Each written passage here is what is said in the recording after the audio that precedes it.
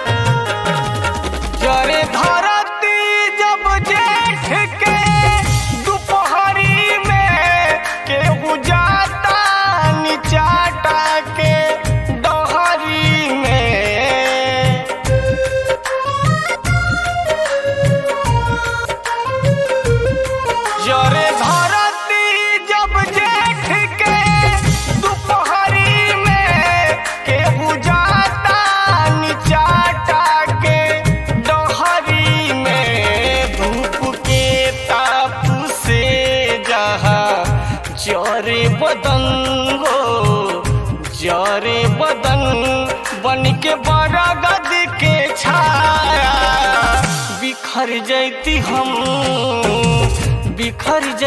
हम।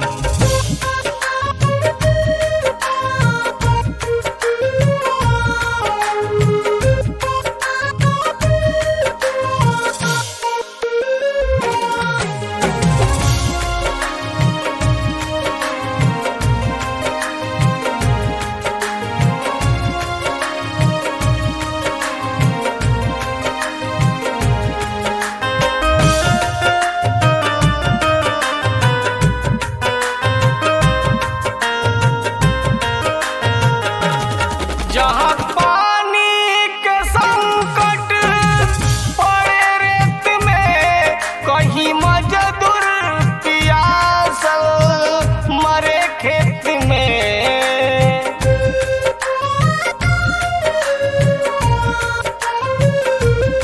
जहाँ पानी के संकट पड़े रेत में कहीं मजदूर पियासल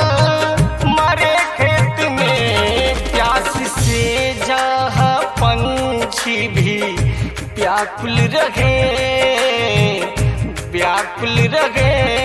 बन के जाल धारा निकल जैती हम।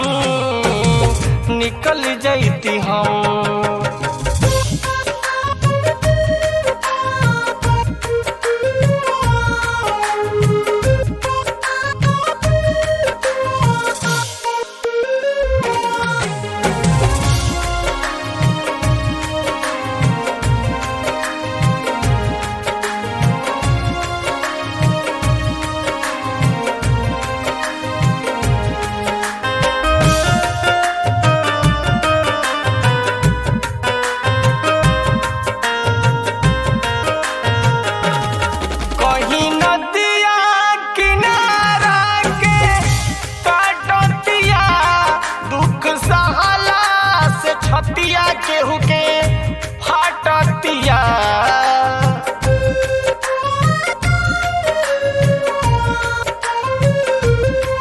कहीं नदिया किनारा के काटतिया दुख सहला से छतिया केहू के फाटतिया। दुख केहू न केहू के बुझे जहाँ उहाँ बनी के सहारा उतर जैती हम जहाँ मजदूर पसीना से लदफद रहे वहाँ बन के फुहारा बरस जैती हम